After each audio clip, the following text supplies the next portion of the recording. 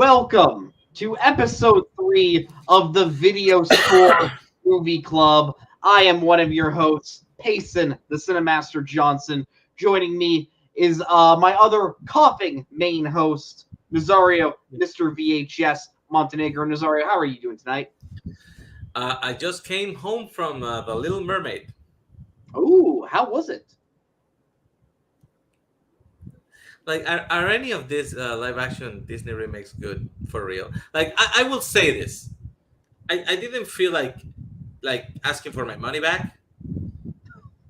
I wouldn't mind kids going to see it once. I would mind if they don't watch the animated one, but I mean, I guess out of that subgenre of movies, it's alright, but it's definitely not great.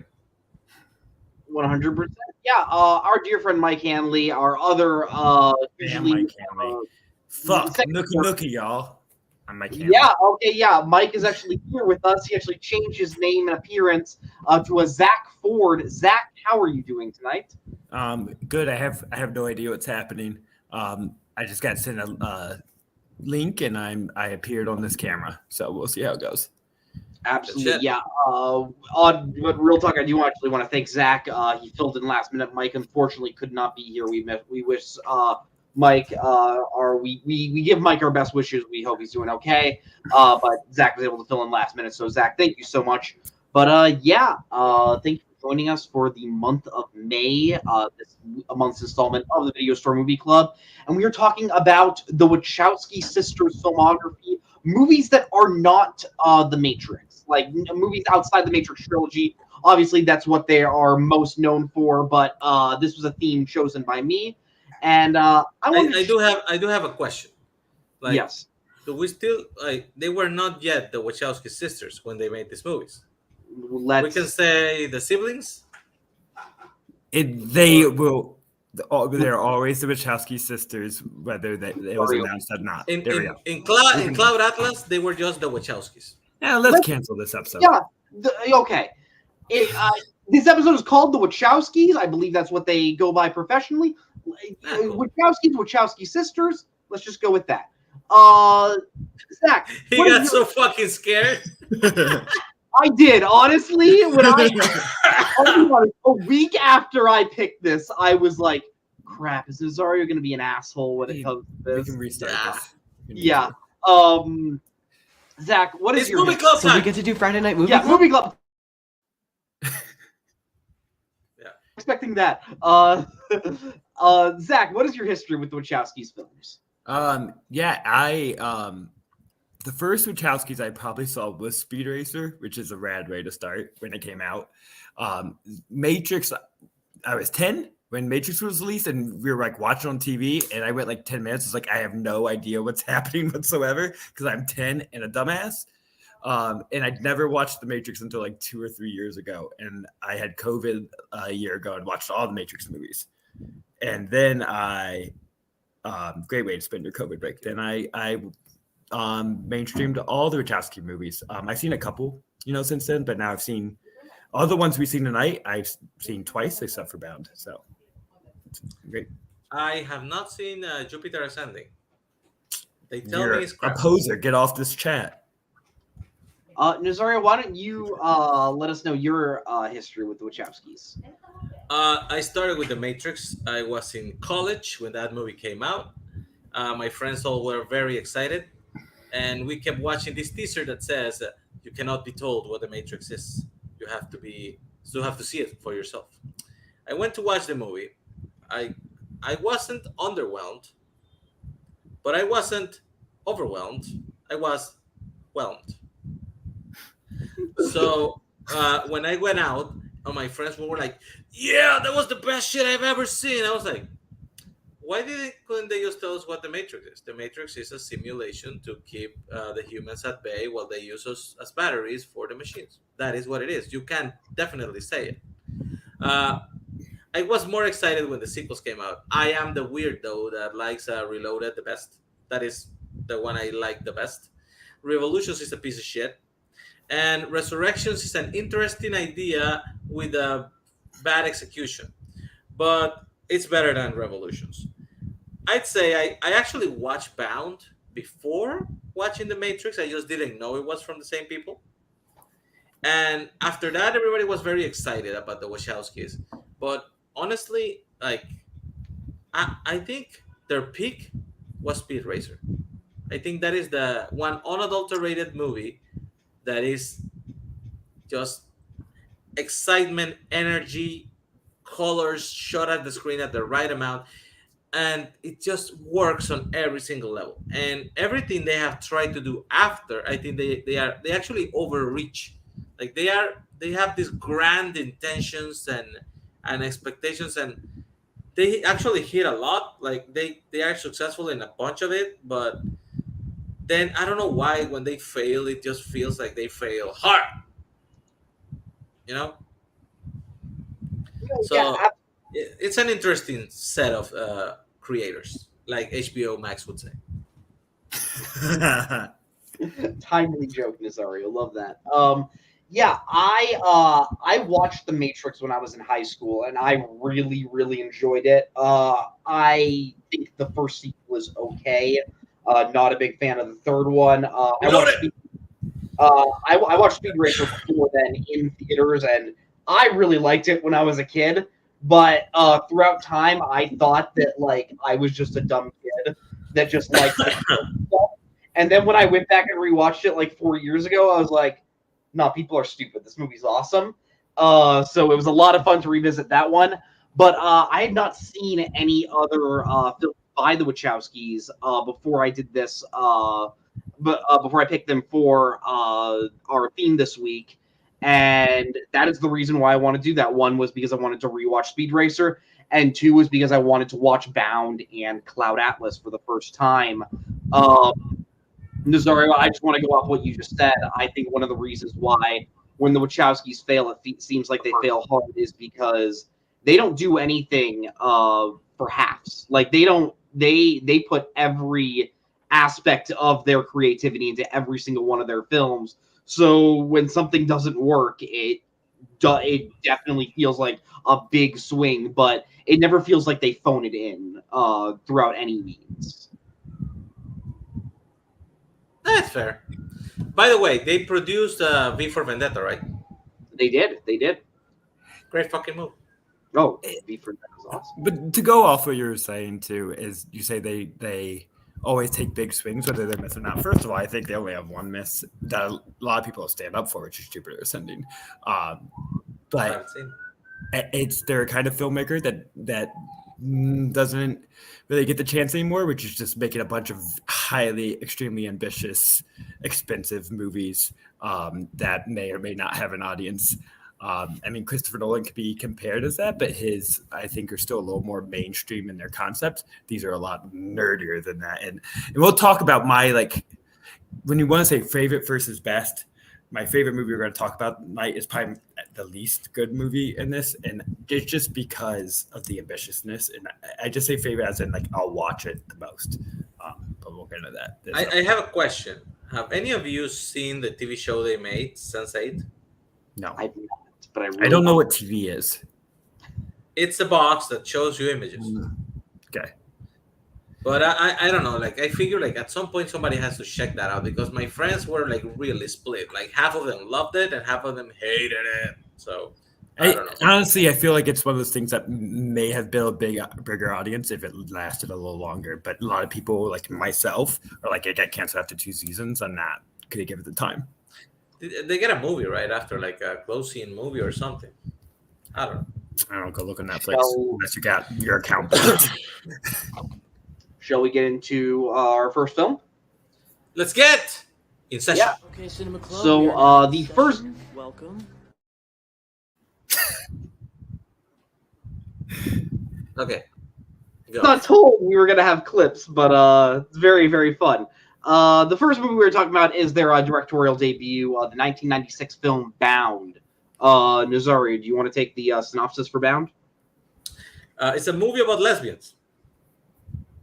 Okay. Sure. I'll delve a little deeper. Actually, I don't think it's that's the way to say it. I think it's more of a. I think the Jennifer Tilly character What's her name? I just forgot. Violet. Jesus, Violet. It's a woman that has had to figure out that her sexiness, her appeal, it's a weapon that helps her with men. And she has lived her life in these complicated situations where usually she's dating like criminals and people who abuse women in general. And the fact that she's sexy and she's attractive wins them over. So she has been going, because they mention it in the movie, she has been going from one man to another as long as her life, basically, using her charms to survive. And Yeah. I think this subtly indicates why she resents them in the end, because she resents them to the point that she feels attracted to Gina Gershon's character, Corky. Is it Corky? Corky. Yeah, you got it. Yeah. I think it's a very good crime film because the setup is the relationship between the two main leads, but once the plot starts coming up and you start seeing what the movie's actually going to be about how these criminals figure out they have been getting robbed by one of their own and they want to take the money back, and the things that develop in it with the son of the boss of the mafia and stuff, and the women see this as a way out. Like, this is a way that we can get what we need to be free and be ourselves and get out of this world. And it's a very very good film. It's intriguing. Yes, it's sexy at the beginning. I think that is by design, and then that like gets people in the door, and then when the plot develops, you start seeing that it's so much more deeper than that. It's a lot more meaningful than what could have been just a 90s sexy thriller, which is what most of those movies were sold as. uh, I like Jade, by the way. Nobody likes Jade with Linda Fiorentino. That's a great fucking movie.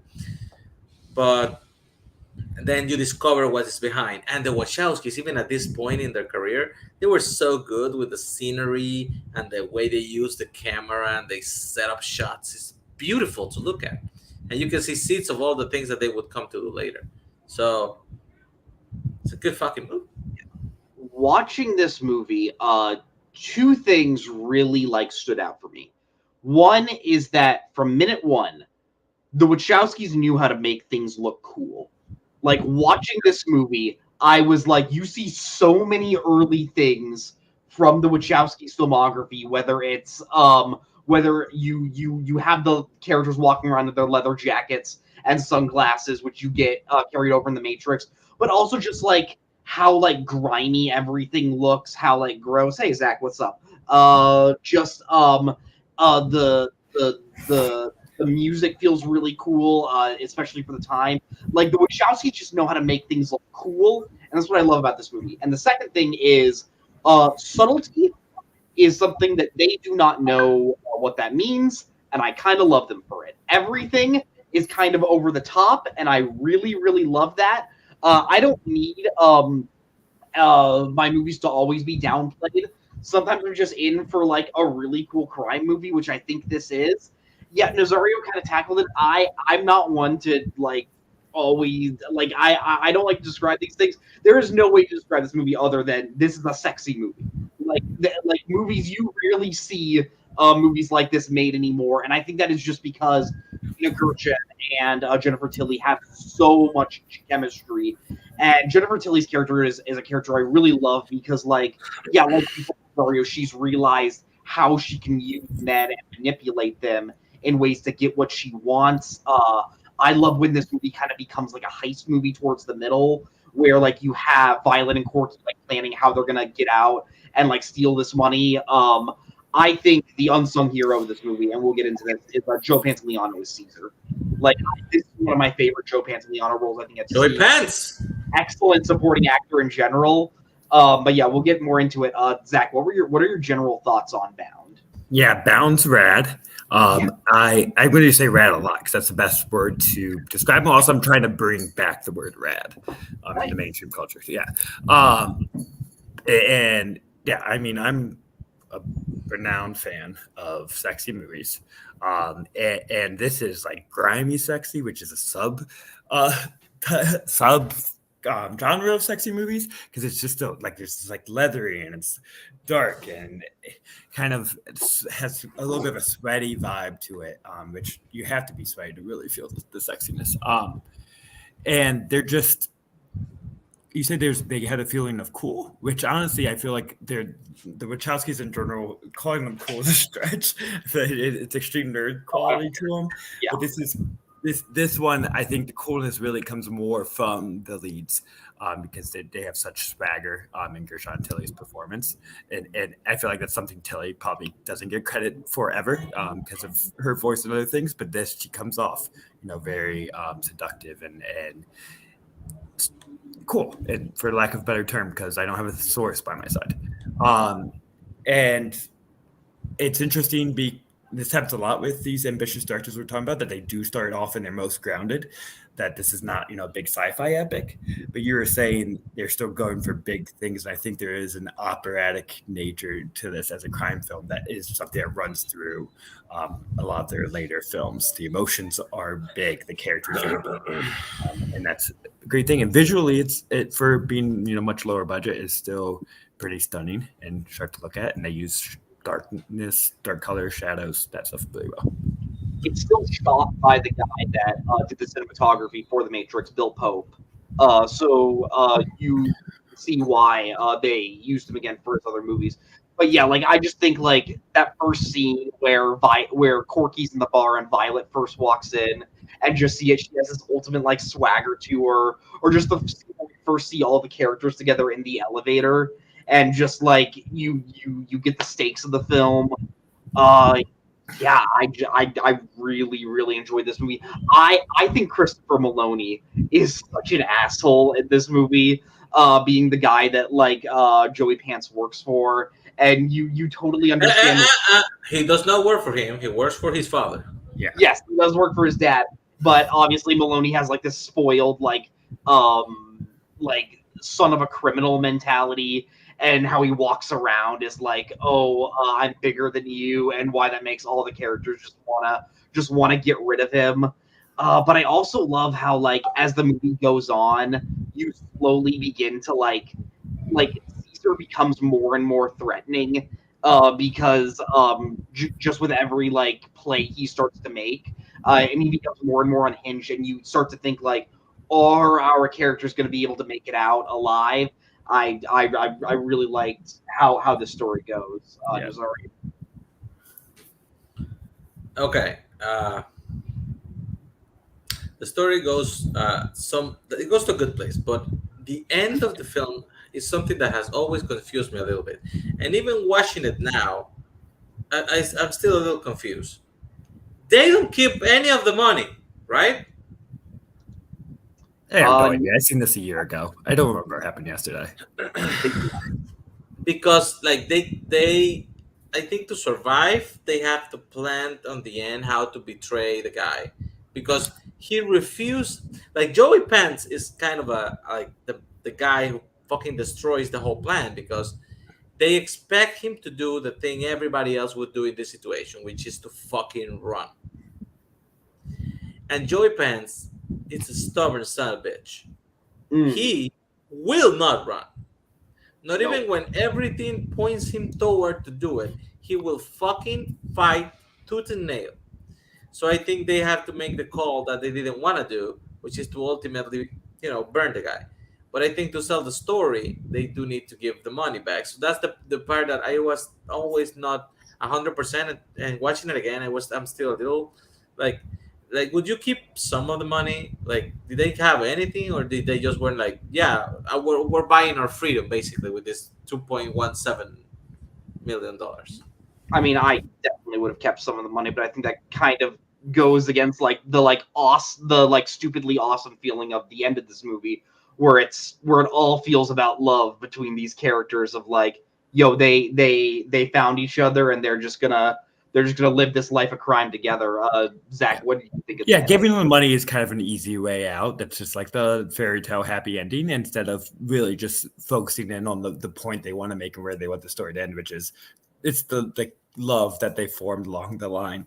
That matters. And it also is very much more than let's see these women make some money movie. It's really a how are they going to get out of this trouble movie. It's like they get bigger and bigger or deeper and deeper and deeper in the hole. And the intrigue of it all comes from how are they going to get out of this next step? How are they going to problem solve? Rather than, I feel like the money is a MacGuffin that doesn't really matter in the long run. It's just more about their survival. Zach, who's your favorite character in this movie? I mean, it's easy to say Joey Pants because he's just given such a big performance. But I said I am very intrigued by Jennifer Tilly and everything she's doing in it because I think she's just had an unsung career and kind of hey, she is a VIP player in the Chucky movies and TV show. Isn't she like also like a world-class poker player? Oh yeah. She actually is a world-class champion. She's found her zone. Yeah. Zach kind of alluded to it. Caesar is my favorite character.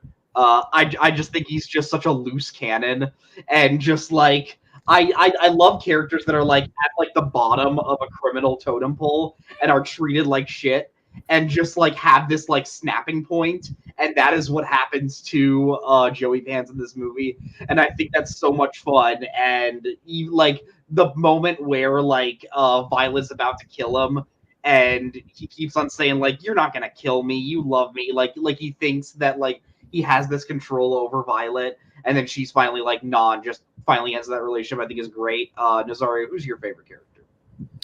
It's hard to not go with Joey Pants, to be honest, because it is what you're saying. He is the Danny DeVito type of character from the Scorsese films, because he's the guy who will not hesitate in punching in the face the son of the boss if he fucks up.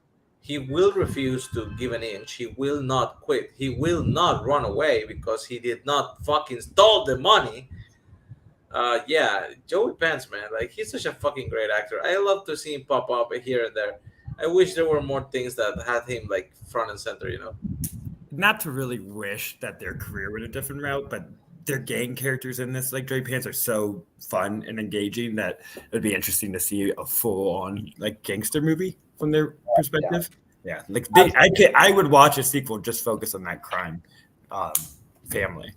I just kind of want to go after what Nazario said. Nazario, you said the Danny DeVito-esque character in Scorsese movies. Oh shit, I meant Joe Pesci. I was gonna say Joe Pesci. Joe Pesci, the best villain we've ever had. Nazario over here mistaking his short Italian men. Yeah, I am an old fuck, so I do that. Nazario, why don't you start off by telling us what your favorite scene in the movie was? I think the thing that stays with me, it's weird because it's not even that significant. It's more of a visual scene. It's the scene of Joey Pants hanging all the $100 bills all around the apartment to dry them and ironing them one by one. That whole sequence, it's like, for some reason, when everybody talks about Bound, that is what comes to my mind. I'm like, yeah, that is what I remember. I remember all the money, and I remember him calmly ironing the bills. Like that scene is just solid to me. Yeah, my scene is also kind of a smaller one. It's involves Corky, who I didn't say this at first, but Corky's a plumber. She initially gets hired to be like the plumber for these gangsters and just fix their toilets. And there's a scene where she's fixing this gangster's toilet, and just in the other room, you just hear them torturing this guy by like cutting off his fingers, and she's just doing her job as this horrific thing is going on, and you just and I think it's just a great snapshot just showing like what this character's life is. And at one point the blood like spills onto the toilet, and then it edits into like Violet and Corky talking like, how are we gonna get out of this? And I wrote that down in my notes, and I thought that was a really cool edit. But like that's just the scene I would love to spotlight. Zach, I know it's been a while, but do you have a favorite scene? I'm gonna pass. Maybe I can come up with one for Cloud Atlas, but the other ones, my memory's too bad. That's fair. Before we head on into our ratings, Zach, what was your rating when you first saw this film, if I could ask? I believe I gave it an 8 out of 10. Fair. In Zach ratings, which I'm right on the edge of an 8 and a 9. Yeah, I think this is an excellent film. I would give it a 4.5 out of 5. And honestly, yeah, 9 out of 10. It gave me vibes of like the Coen Brothers Blood Simple, of just seeing like this is like greatness from like small beginnings. Great fucking movie, by the way. Simple's awesome. Yeah. Just like this like smaller crime film in like a director's filmography that would eventually grow bigger and bigger and bigger. But yeah, I loved this movie. Nazario, what would you give it? I think it's a 4.5. Like honestly, this is weird because even though I remember this movie being good, I haven't seen it since 1997. So it had been a solid 26 years. Fair. And then I watched it this week, and as soon as it started, they focused in the romantic part first, and I'm like, oh, okay, I get it. And then I was like, yeah, this movie's gonna be okay. It's not gonna be great. And then it won me over with the plot. It won me over with the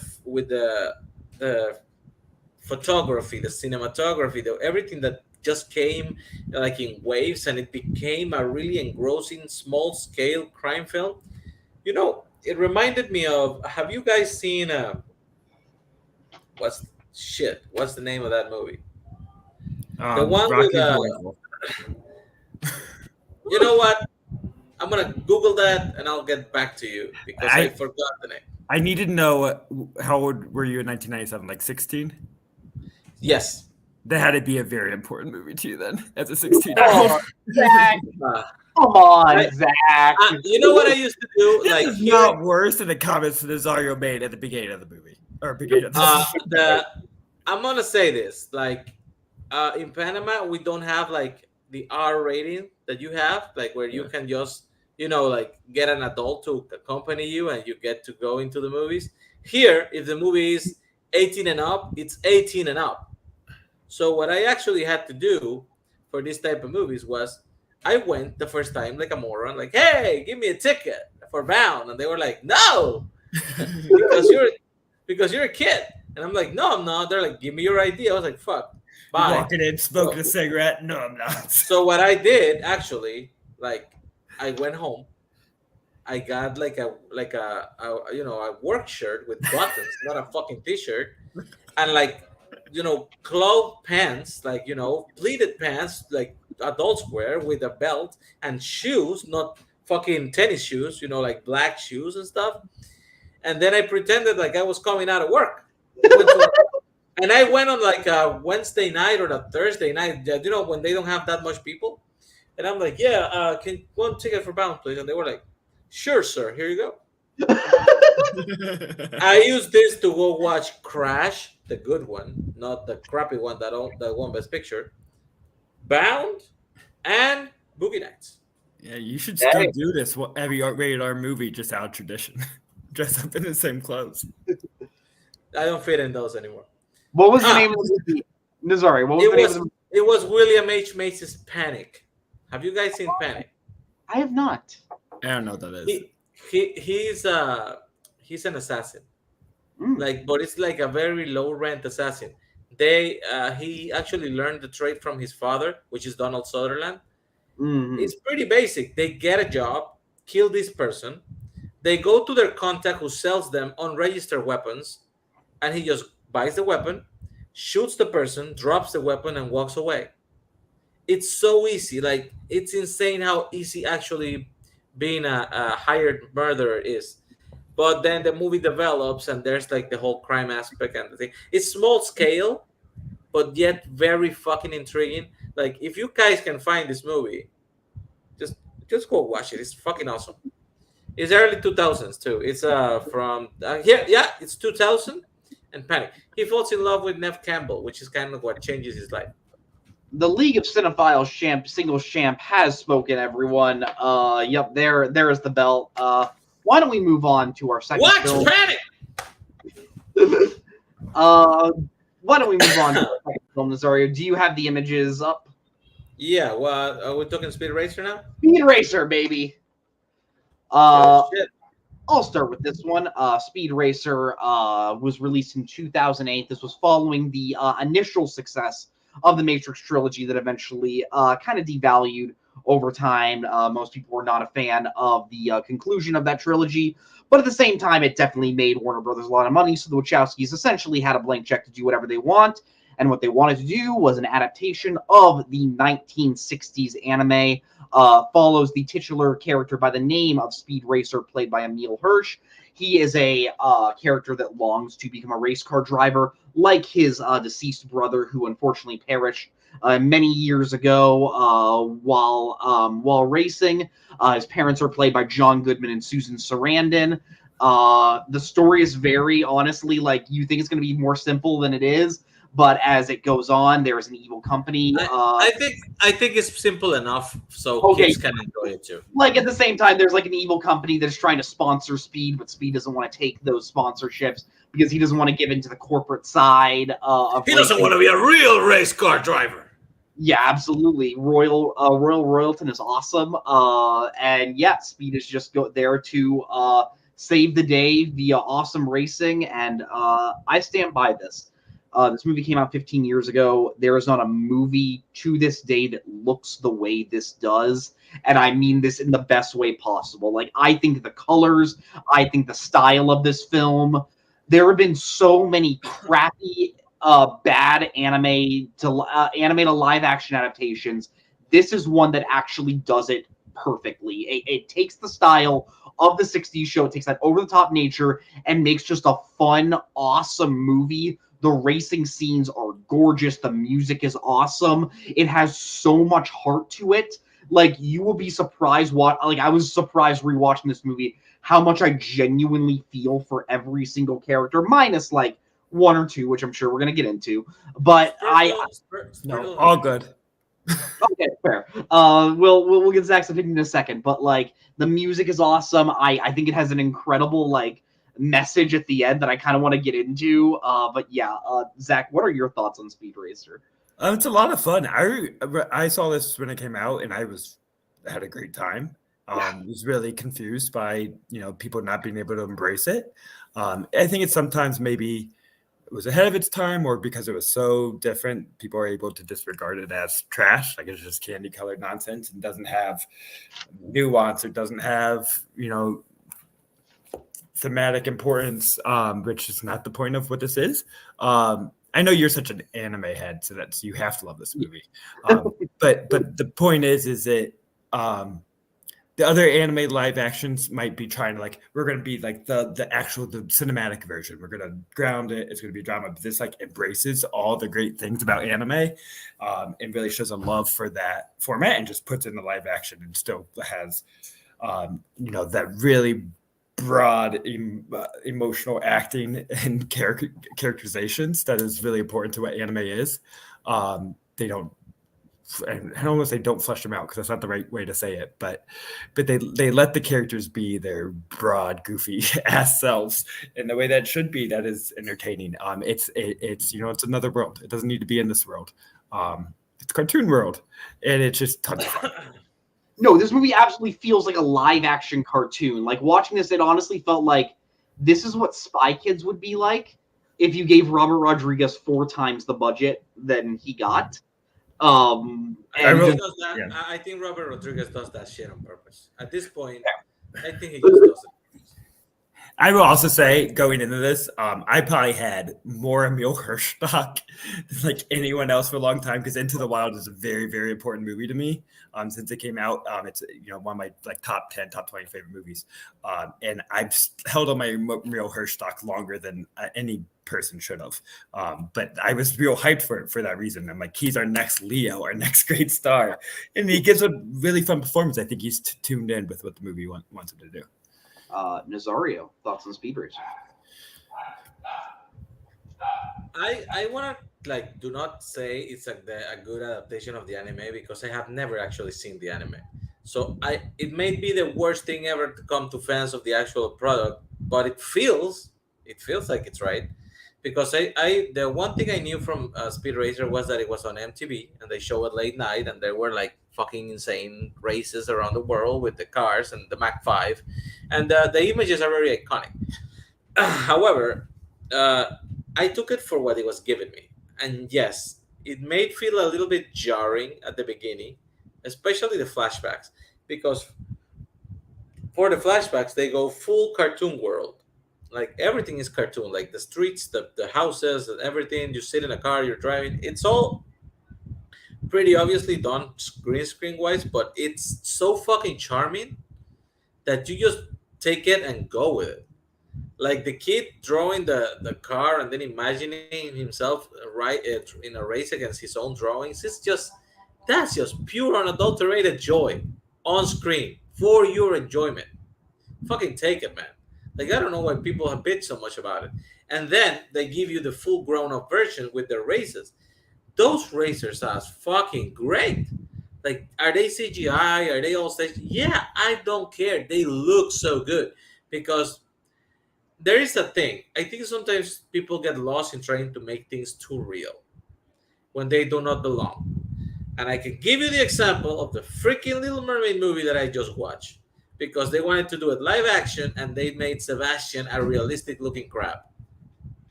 That's just it does not belong. It feels wrong when you're watching it. You get accustomed to it, but I do believe there are some things that are easily adapted into a live action. Other things you just have to let it be. And I am glad that they let the designs of the cars and the designs of the races look as insane as they do. And you just have to go with it and say, yes, that is happening in this world, and that there's a person sitting in that thing and it's running. And overall it's just so much energy and happiness and pumps your heart up to root for these characters that it's perfect. Like you said, it has enough story to keep the adults interested and enough action to never lose the kids. So it's kind of one of those rare movies that work for everybody.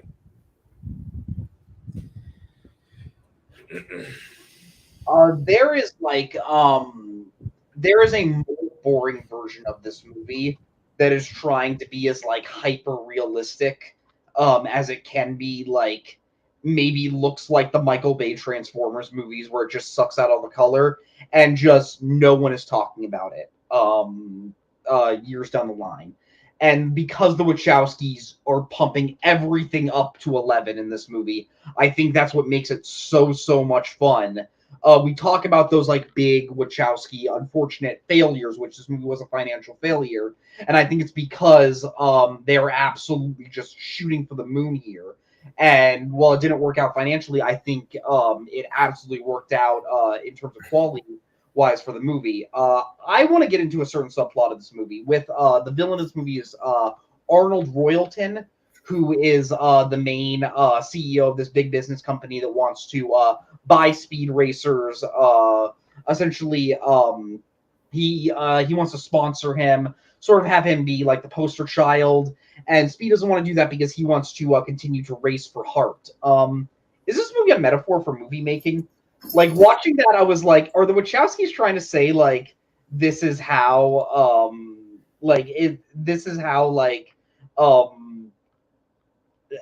this is unfortunately how movies are made, but we don't like working in this business, so it's kind of awesome that we got $135 million from Warner Brothers to like make this middle finger to them. Am I looking too much into it, Zach? What do you think? I mean, I think any movie that is anti-capitalist, it's really easy to connect the dots to the movie version of capitalism, that fair. Their freedom taken away and they have to be part of the system. But I think fully this is a movie about capitalism. In the fun, goofiest, broadest way possible, but still, making their point. And, there's no easier villain than just a rich capitalist fuck. Yeah, sometimes when you're making easy villain, there are certain archetypes we go back to, like evil businessman is always a good one. Nazario, what are your thoughts? I feel that it's a very interesting thing to make always in movies make the rich guys who control everything secretly the bad guys, especially when you're doing a movie which is from rich people who secretly control everything, because that is what reality is. Uh, I actually love Royalton as a character because he's so fucking desperate and evil. Like there are so many, and that is what I mean when they kept the simplicity going, because Once Speed Racer gives him all the schmaltzy story why he cannot sign with him, he could have handled that in another way. Well, he's like, "Fuck you! I'm gonna tell you why your story is bullshit, and I'm gonna destroy you." I mean, really? Like Racer Motors, this really small mom and pop shop, literally from the fucking garage of their house, is gonna be any competition to Royalton Industries? No. Maybe Speed Racer will win a couple of fucking races, but other than that, like, what are you gonna do? No, he decides to destroy the fucking kid, reveal all the evil organization plan, and then it's like, okay, we're not gonna fuck you. That's part of the It's cartoony quality that's so great. There needs to yeah, be no exactly. subtlety. The bad guys are bad, capital B Oh, guys. yeah. And it's fun. It's archetype we're familiar with, and I think this didn't hit mainstream audiences because there's no point of comparison, and mainstream audiences do like kind of knowing what they're getting into, and the familiar, like still being shocked and stuff, but comfortable ground. And this is not comfortable ground. It's doing something that really like no movie has ever done. So this is not for the $200 million of audiences, but there is those point of comparisons that we are comfortable with that I can still connect to, which is those cartoon elements of what we grew up watching. And I did watch a fair amount of Speed Racer, so I love seeing that those broad elements. Something that I think this movie that absolutely plays in this movie's favor are the relationships between all the characters. Whether it's Speed with Pops, Speed with Trixie, Speed with Racer X. I particularly love the almost like cartoonishly simple relationship between him and Trixie. Like I love those early scenes of just them in class and Trixie is just making googly eyes while Speed is doing the silliest thing, and how they were star-crossed lovers at even a very young age. Every scene that Speed has with his dad, John Goodman is so good in this movie. Pop!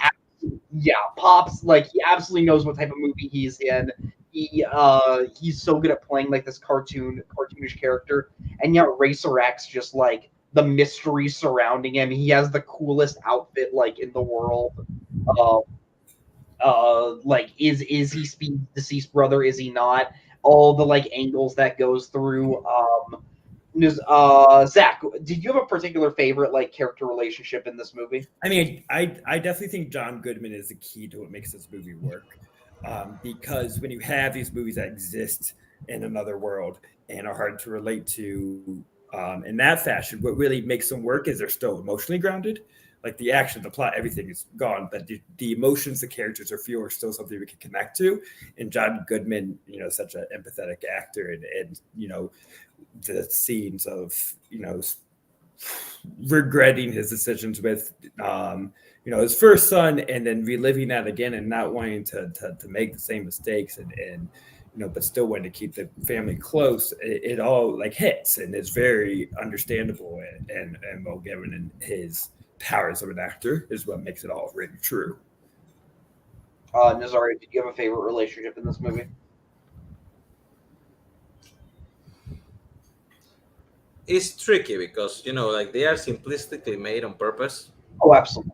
But I will give props to Susan Sarandon and her relationship with Speed, and how she basically is the one who is standing on the sidelines. She's not really participating in the action, but that scene where she talks to him and tells her how she finds beauty in what he can create in the race car, like how he makes art visually while he's driving in a race. That whole scene is just beautiful. I think that relationship between mom and son is great, and it's one of the most underrated parts of that movie. So I think this movie has one major fault, and I do think it is one of the characters. Sprintle Racer is, and yeah, what's his character's name again? Spriddle. Sprittle Racer and his pet Chimp Chimp are, I think, where this movie goes from being super cartoony and fun to super cartoony and annoying. Sprittle Racer. Man, all they want is candy. What's a more sympathetic emotion than that? You just need candy, man. I know, but every time he shows up in this movie, it feels like we're just adding comedic relief where it doesn't need where it's just not needed. Zach, obviously, you seem like you have some defenses for Spriddle. What do you think of Spriddle? Yeah, I kind of gave it a great bit. The kid just wants candy. If you're gonna have just like a little side story, I mean, it is true to how like cartoons are made. It's a very like B plot. This is what's happening. Aside everything else that is, it's just this kid and this monkey exploring for yum yums. That's their main motivating factor, and I think it's enjoyable as that. You just need to kind of hold it separate from the A plot and let it work in its own function. I will agree that Spriddle Racer is the worst, but I don't think it ruins the movie. It like No, some of the moments that they show up and do their thing. It's okay. Like when they're in the back in the trunk of the car when they go to like make out in that point, whatever it was called. But then there are other parts when they like when while he's getting out this speech by Royalton telling him how everything is fixed and his favorite race was fixed and this hunk of junk that I bought it's the most meaningful thing to come out of that race that nobody paid attention to. And they keep cutting to the fucking monkey and the kid like exploding in sugar rush, imagining cartoon shit all around. Like, I was like, yeah, that's a little too much. However, I'm pro goofy innocent agents of Yeah. chaos than anything. They're However, just there to cause chaos. I did like in when they're gonna kiss in the end, and they just like, have you got your cooties shot first? Because that was kind of funny. I'll That was honestly do that. But no, like I'm thinking of like when Speed is in the Casa Crypto and he's like racing through the desert and it's awesome, which like it was really giving me like early Fury Road vibes. Like this is like Mad Max Fury Road before Fury Road, like when they're in the desert. And like you're seeing Speed go through this and you keep cutting back to Spriddle and Chim Chim just like trying to watch it on TV and hide it from Pops. I'm like, okay, I guess they're trying to move the plot along, but I just didn't feel like it was needed. Did any of you guys have like a favorite scene in this movie? Zach, we'll start with you. What is your favorite? Nope. Okay. Nazario, what is your favorite scene overall in this film? the final race after he restarts the Bernoulli converter by pure feeling, and then he kicks the shit out of everybody in that fucking race, and he just blows them away by racing at unbelievable speeds, doing insane things, making cars explode in succession in ways that look cool, and landing on the ending of the race with the wheels melting from the intensity. Like I would like to say that my second favorite scene would be the opening race, because he was racing the ghost of his brother, and I get why he did not break his brother's record, but if he did, I would probably put that on top of it. I get it. I understand the sentiment. I understand what the movie wants from me, and he wants to give that. He just wanted to prove to himself that he could do it, and then he wanted to leave the memory alive. But I didn't like that choice for the character, so I'm picking the last one where he chooses to fucking rule. Yeah, I could choose like one of the races. I could choose the fight on top of the mountain, which I think is a lot of fun. I could choose John Goodman just like wrestling a ninja, which I think is incredible. But I'm actually gonna go for like one of the speeches in this movie, and that is Pops's final speech to Speed. Just the whole I just think John Goodman just crushes this quieter moment, just telling Speed like, look, just remember back to when we used to watch old racing tapes, just falling in love with this sport. Just remember that as big and as loud as this industry is, you're always going to have a place to come back to here. Never forget your roots. And I think and I just love the sentiment behind that. Pops is also like my favorite character of the movie. Like I'll just come out and say it right now. Zach, who is your favorite character in the film? I mean, I've already said Pops, but I do want to give some shout out to Christina Ricci. Oh yeah, I think it's delightful and a lot of fun. She gets to ride a helicopter, and I love that Christina Ricci's get a comeback now, kind of a TV comeback. She's getting very typecasted between Yellow Jackets and Wendy, and she's like Harley Quinn on some podcast. She's like only playing psychopaths. Nazario, do you have a favorite character? I'm gonna go with Razor X. I think Like, his whole thing is excellent. But if honestly, if I had to choose, I would go with Scott Porter, who plays the younger version. Because he gets the more meaningful moments with Speed and with his dad and everything, and then Matthew Fox just gets to keep it going in the end. But I do feel like they were hoping that this was more of a success, so they could keep it going. That's why he doesn't reveal himself to his family at the end. Wait, But he's not family. He's not Rex. Oh no, that's right. He got. it is. Okay, so I kind of want to do that. Yeah, he is Rex. He is Rex. I will watch it next time, and I'll surprise me all over again. I forget. Is the whole twist a little stupid? Like, is that twist a little stupid? That he is Rex? Yeah, that he is Rex when there was a big reveal that he's not Rex. I mean, the guy's name goes from Rex to X. Like, they didn't really hide it. I mean, he had reconstructive surgery, so they couldn't tell it was him. Racer X, Race Rex. Oh God, just crack. Zach, star rating. Let's go. It is. Let's say this. It's not dumber than any other simplistic choice the movie made. That's fair. You remember that this is like aimed for 8-year-olds. Oh yeah, cultural piece. Movie's rated PG, so yeah. 8 out of 10 or 4 out of 5. There you go. Sorry. I'll take my kid's reaction when he sees the reveal when we're watching the next time, and I'll send you. I would love that. Yeah, I'm going to give it a very high 4.5 out of 5. So a very high 9 out of 10. If I'm being honest, 9.5 out of 10. I almost want to push it up to that 10 out of 10 range. I just think the dumb comic relief can kind of keep that down for me. But I think this movie it's one of my favorite blockbusters of the 2000s. Nazario, what are your thoughts? Even with Chim Chim and Sprittle, I think this movie is fucking perfect. So I gave it 5 when I watched it. I gave it 5 when I rewatched it, and I gave it 5 yesterday again. So just fucking watch Speed Racer and have some fun. I will say I probably won't show Theo this until he's at least 18 because I need to avoid any chance that he gets encouraged to become a racer. Just not risking it. Fair.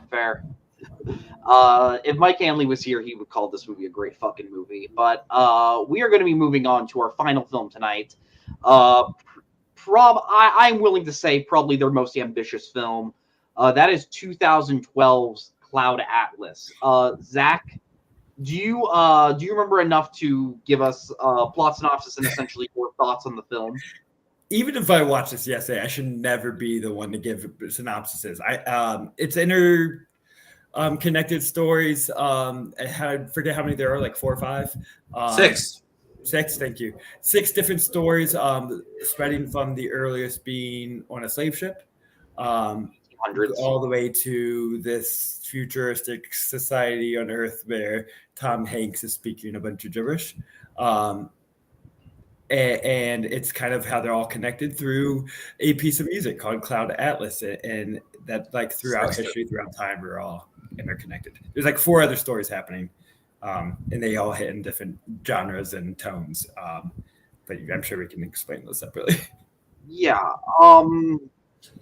This is going to be a very difficult one to explain. I was taking notes while watching the movie, and I still didn't completely grasp what I got, but I still really, really liked it. Like Zach said, there are 6 stories. The first one is in the 1800s on the Cayman Islands. The second one is in the 1930s in Cambridge, England. The third one is in the 1970s in San Francisco. The fourth one is present day in London. The fifth one is in the 100 years in the future in Seoul, South Korea. And the final one is years after the apocalypse. In Hawaii, right? Is it the last one? Is it Hawaii or is it somewhere like that? Yeah. It is in Hawaii, and it's essentially about reincarnation. It's about how life connects us all throughout different paths. It's not. I wouldn't describe it as like an anthology film, because it's not like you start out in one story and then you go to the next one, then you go to the next one. You are constantly jumping back and forth between these timelines. I don't think all of it works, but I think I was really, really into this movie. Nazario, what did you think? I think it's a good movie in general. I landed in the good side.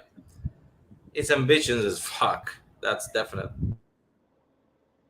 But the problem is the choices they made, because I'm pretty sure the original material was probably easier to digest than what they attempted to do, because the way they felt like they want the movie's all about connection between characters, connection about ages, how everything fits us together. And there's an element of resurrection, how we are different people, and death is just a door that closes for one life and opens for the next one.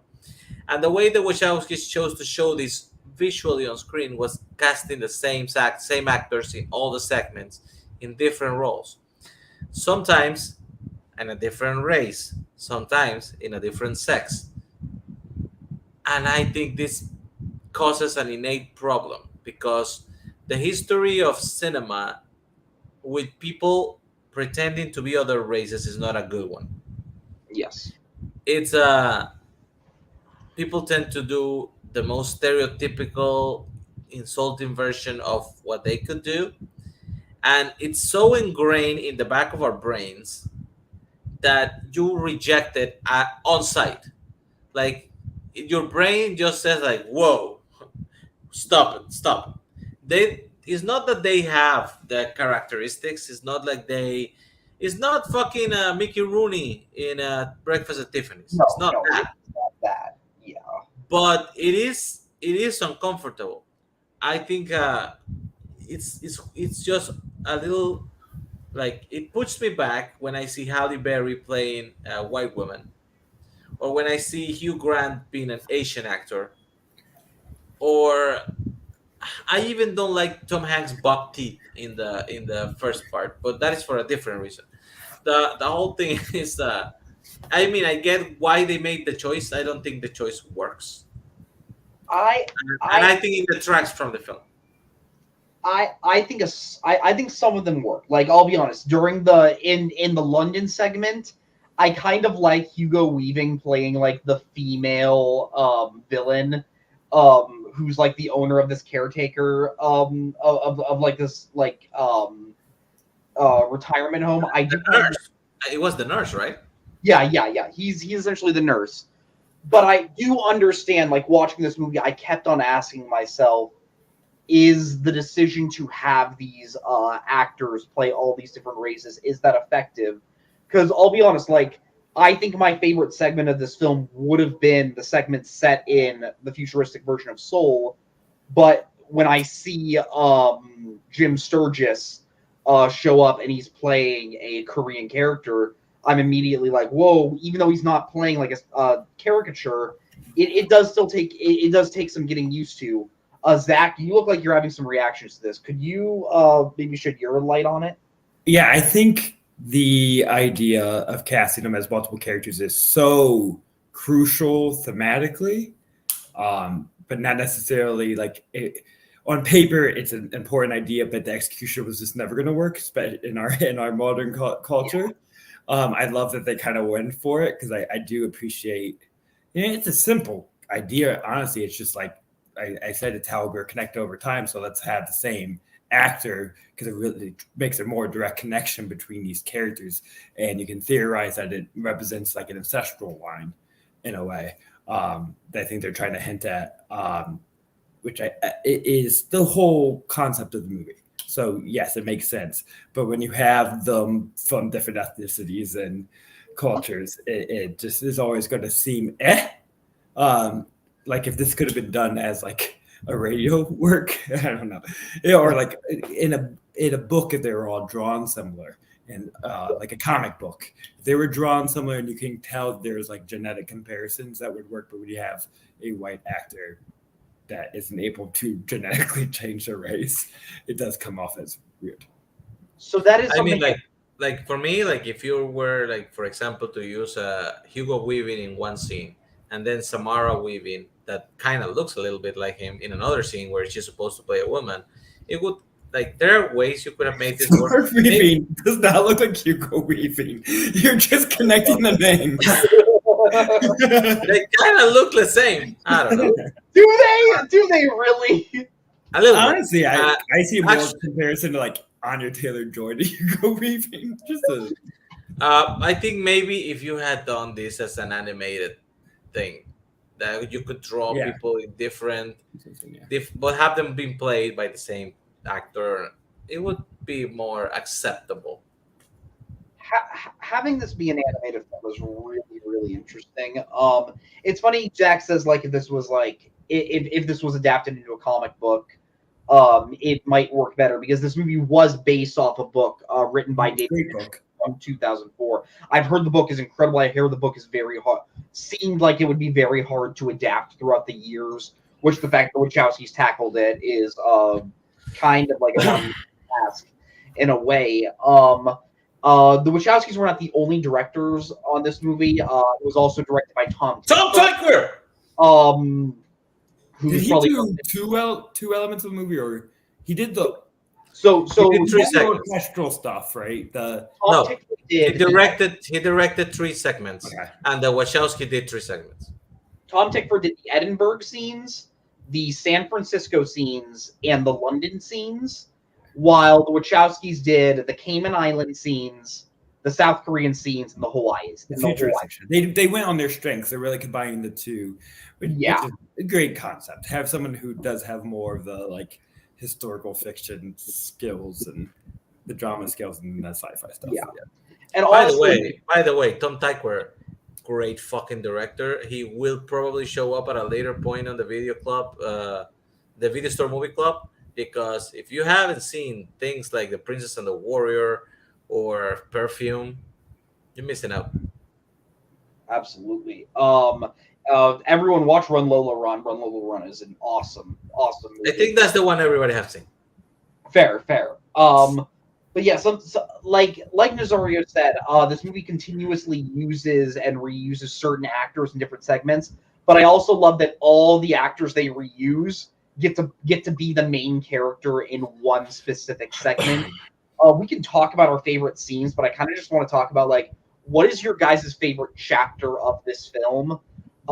There are 2 that kind of come to mind. I think my personal favorite one is 1930s Cambridge with Ben Whishaw as the main character. This is the one where you get the piece of music that sort of intertwines everything together. I think Ben Whishaw is probably my favorite performance of the film. This was a little before he had like become like super famous, but I think he's incredible here. Nazario, Perfume. I'm telling you, he's the guy from Perfume. Nice, yeah. Nazario, what's your favorite segment in this film? I was actually gonna pick the same one. I like the when they are doing the creation of the music of the Cloud Atlas Sextet, and how the old master Jim Broadman basically just uses his cloud and his personality to basically steal the music created by Ben Whishaw, and how sad a story has a sad ending because he realizes that though just because of who he is and the era he's in, he accepts the fact that he will forever be marked and not be able to move past that.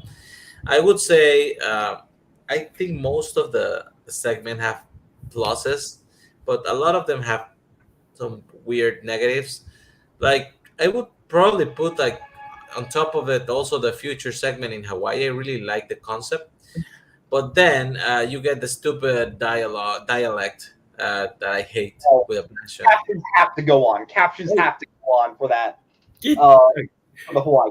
I hate it so much, and I also do not like Hugo Weaving's evil spirit character. I don't like it. But this is where like I hate it and I love it. This is so I hinted earlier Yes. that like, I think Yeah. the worst of the 3 is my favorite of the 3. This is my favorite of the 3. Yeah.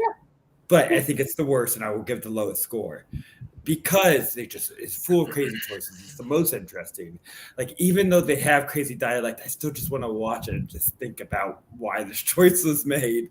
This is the biggest possible swing they could have made. I would say Why? that I think the most successful segment generally speaking, is actually the San Francisco one with Halle Berry, who makes a compelling lead actors for that whole story. I My kind of first, disagree, but go yeah, on. Because that's the most basic one. It's Like the most like, traditional. and yeah. it has the less insanity, I guess.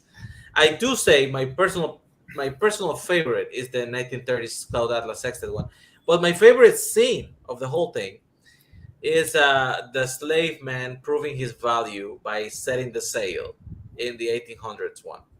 It's a great And moment. while everybody wants just to dismiss him and are ready to shoot him down, and he just works magic on that, and how that whole scene is shot is beautiful. I love it. Zach, what's your favorite segment? So I think it is easily the 1930s scene, and it's unfair because it is the most crucial to the plot of the movie. Like the whole thing is built around the song and the importance of the song, and I think it's perfectly. We build an emotional connection to that song that helps us connect to the rest of the movie because of everything that happens. It is the most tragic element of the movie. I think it's the most complex and interesting character that Ben Whishaw is delivering. That then we connect all these emotions to this long lasting song, and that the legacy of the song, it really hits all the themes of it, because how we still can exist through what we leave in this earth, even though he did not get his credit, and it was such like an underground classical hit song in a way. It's still the butterfly effect made its marks for, and so even though he had such a tragic life, he was still valuable to the history of the planet, and that adds a lot to it. I do want to say I feel like there's a number of people that probably hate the Jim Broadbent nursing home. I find it extremely funny because that's the one that's pure comedy. Oh yeah, it's each one kind of takes a genre of its own. And I think it's why the Halle Berry one is the least successful, because I think it's really going for that conspiracy thriller. And I just don't think it is as intriguing as classic conspiracy thrillers. I think it hits genre elements the weakest. But the Jim Broadbent stuff is so wild, so crazy. The characters aren't its biggest things. Whatever Hugh Grant is doing in that thing is once again big choices. So I just love watching it. And Jim Broadbent, just a beloved actor. Should get much more. I didn't realize it the first time I watched it, but that is actually Ben Whishaw playing the wife of Hugh Grant. Yeah. That is the one he cheated with Jim Broadbent. That's something.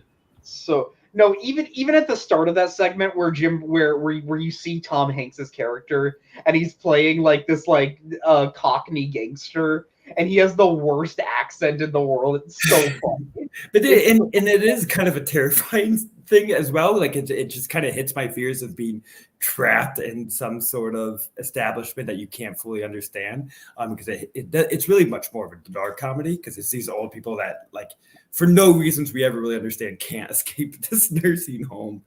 And there's something funny about like old people. It's like everything that any movie that tried to have like bad grandpa, bad that tried to be. This was like the bad grandpa I want is just like an old man stealing a car and trying to escape. It's real funny. I want to give props to that scene with Tom Hanks, which I forgot about. Like, if you take like a single moment from the movie that has nothing to do with like the general message of it, but it's just fucking insane.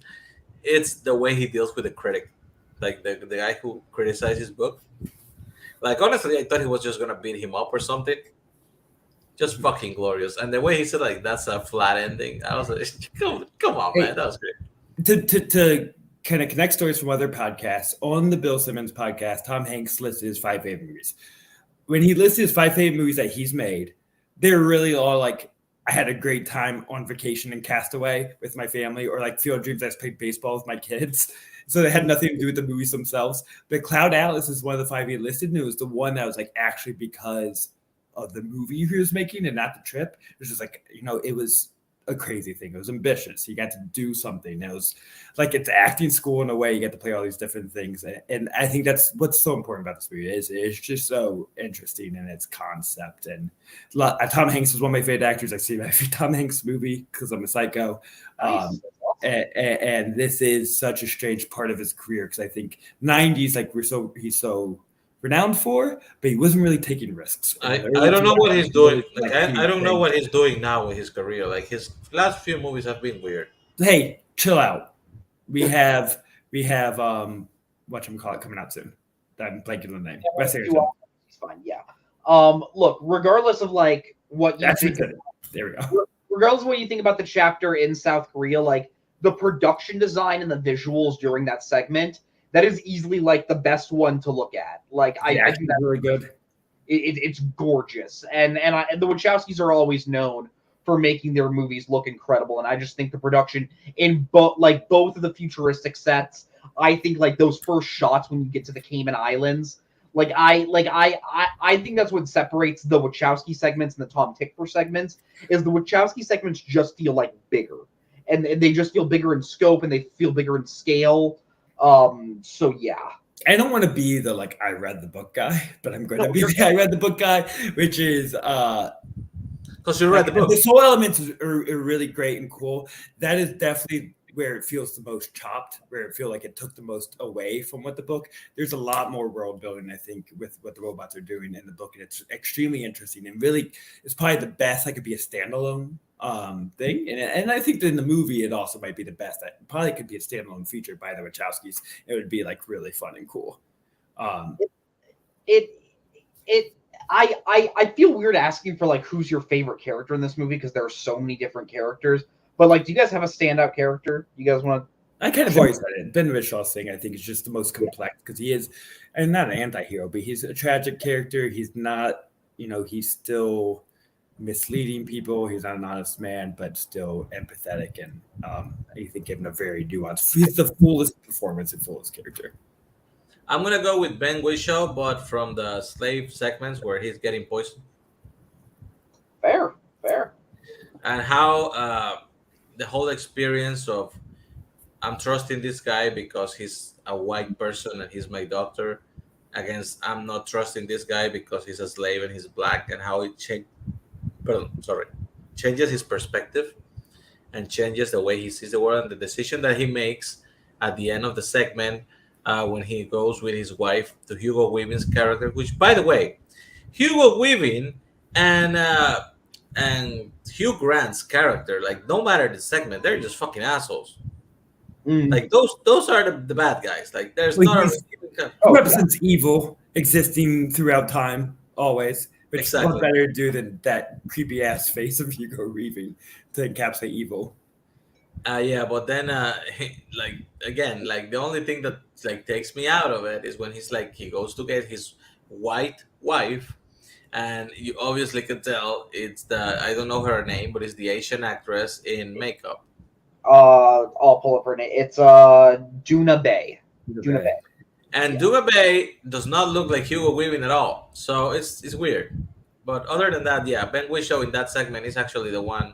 If I cannot pick the one that Zach picked, I'm picking this one. Duna Bay, also a great actress. Off camera, we're gonna talk about the Korean movie Duna Bay made because it's very important. Nazar will watch it immediately after this.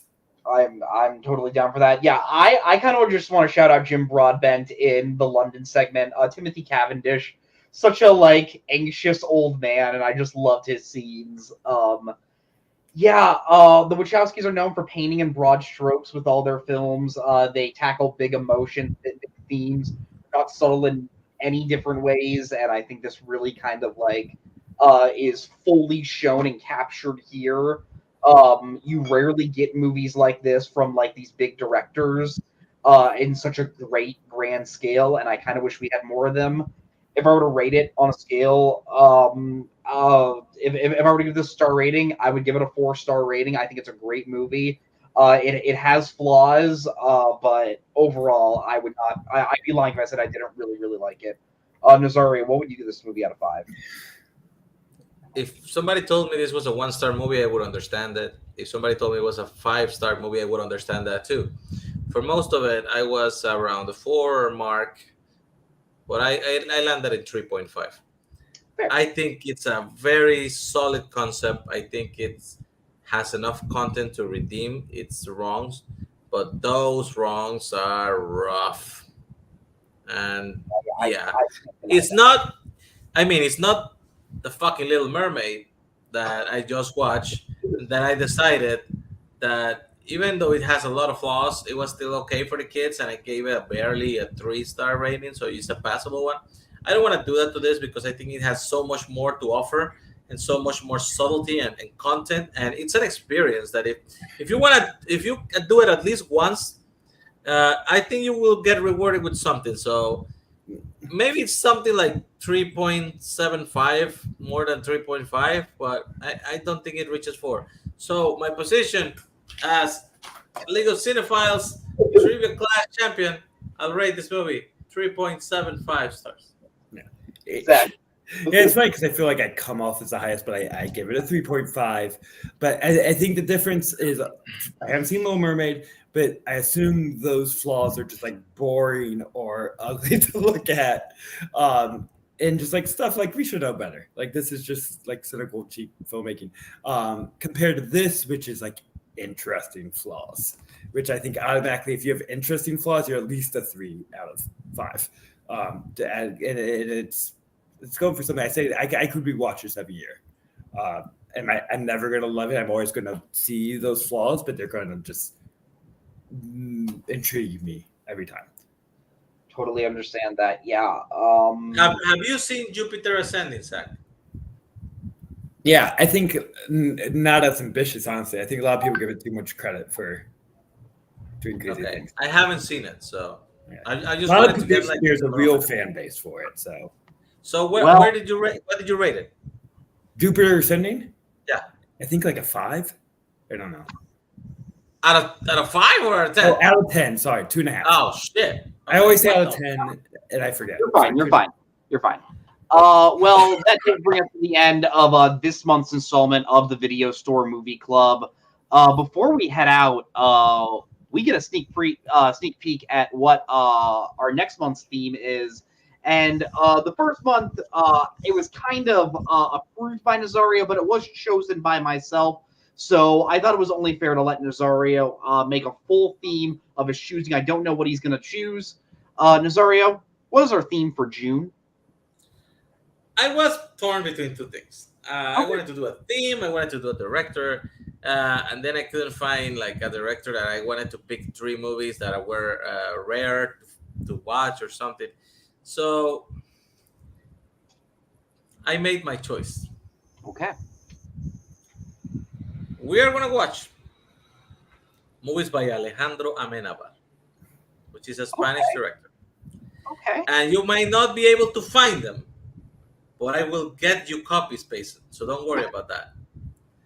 We're going to watch his directorial debut called Thesis, which is a thriller with horror elements on it. That it's actually one of my favorite movies. I think it's in my top 100. It's just a movie that was of its time, and you could not make it you could not remake it exactly as it is today, because things from the 90s happen and help the plot of the movie go along. I really like it. The second movie we're gonna watch is Abre los Ojos, or Open Your Eyes, which is and it was directed. It is his movie. He wrote it, and then it was sold and bought by Hollywood and remade into Vanilla Sky. Okay, yeah. Vanilla Sky, it's like honest to God, I feel the superior version of it, but there are so many subtleties in the original that like Cameron Crowe decided to give a different perspective in Vanilla Sky. I think it's a very good exercise to have experienced both, especially since they both share Penelope Cruz playing the same character, and it's a very interesting way to see sci-fi through the eyes of foreign directors. And the third movie, it's gonna be a little more not, I don't want to say basic because this movie is fucking awesome, but it's a more dramatic story with less insanity going on than the first 2 movies. Is Javier Bardem in The Sea Inside, Mar Adentro, a movie that discusses what you have, the say you would have on your own life.